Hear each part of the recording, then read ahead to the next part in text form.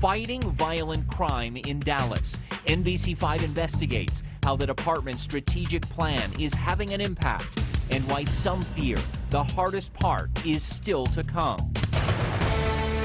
You're watching NBC5 News at 10.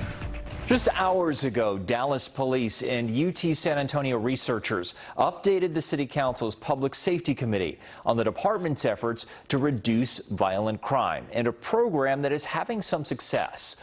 Officers are wrapping up their third summer under Chief Eddie Garcia's new strategy to reduce violent crime.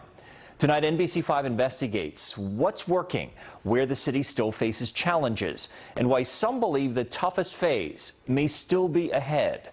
Our senior investigative reporter, Scott Friedman, has been examining the data, talking one-on-one with Chief Garcia, and riding with officers in areas most impacted by violent crime.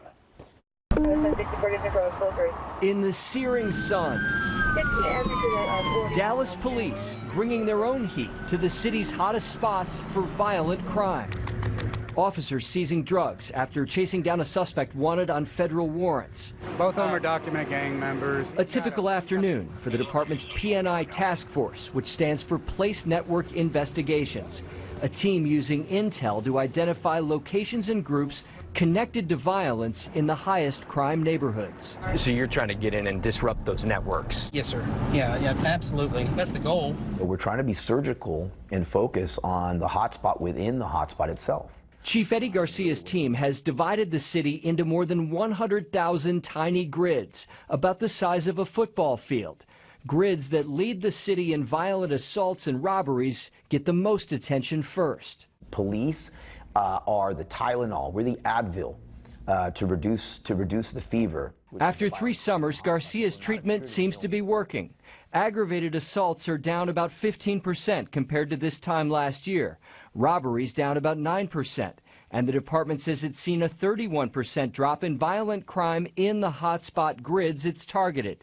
How do you tackle problems in the new emerging hotspots while holding your ground in the ones where you've already brought the numbers down? Well, it's interesting because very few of our hotspots, after we're done with that 2 to 3 month observation period, return. In some cases, they get lucky and it doesn't come back in the way that it did before. But in most places, for the past 26 years, I've been studying crime across the United States. I can tell you that, unfortunately, it does come back. Criminologist Alex Del Carmen says grid strategies are a proven method for short-term violent crime reductions. But the long-term picture, he says, is often tougher. The problem is that just like in medicine, you have to make sure that the patient, once it's recovered, that the patient follows a protocol and continues to be looked at by the physician. It sounds like from what you're saying, some of the harder work here may still be ahead. There's no question. We heard that concern in an area that Chief Garcia considers the department's biggest success story, an apartment complex near Illinois and Overton, where Daniel Rogers says his family once lived in constant fear of violence. Shootouts in the back, in the front, in the middle, it was just, like I said, it was chaos. So. Shootouts, like yeah. Middle of the day? Middle of the day. Middle of the day. Since then, Dallas police have poured resources into the community. It was the #1 crime grid in the city when I got here. And I think after about 6 treatment times, it did come back 6 times, it was no longer in the top 50.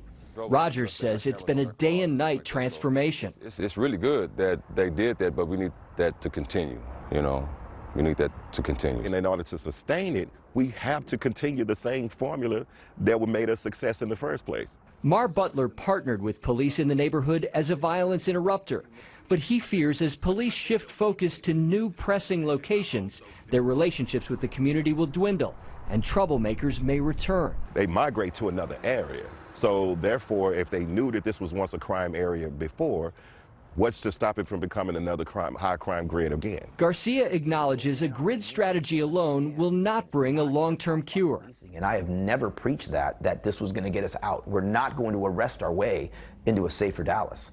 That's why his plan also includes partnering with City Hall to transform places and life circumstances that lead to crime. Yeah, 11,500 cotillion.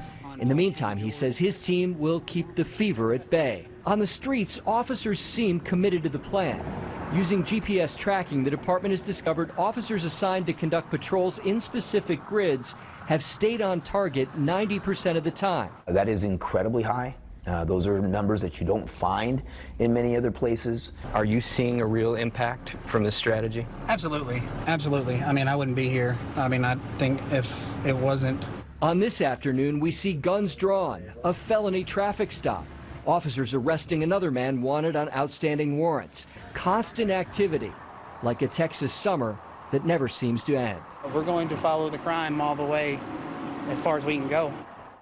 While overall violent crime is down in the city, murders are up about 7% compared to this time last year. Some other major cities, Brian, have reported big declines in murders over the summer.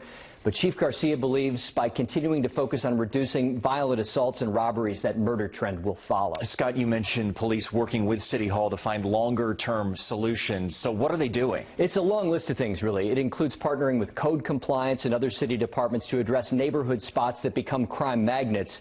It also includes what the chief calls a focused deterrence program, where police connect with people who've committed crimes in the past. They offer to connect them with job and education resources and other social services. But at the same time, police warn them they're ready to send them back to jail if they commit crime again. So a little carrot and stick. Thank you, Scott.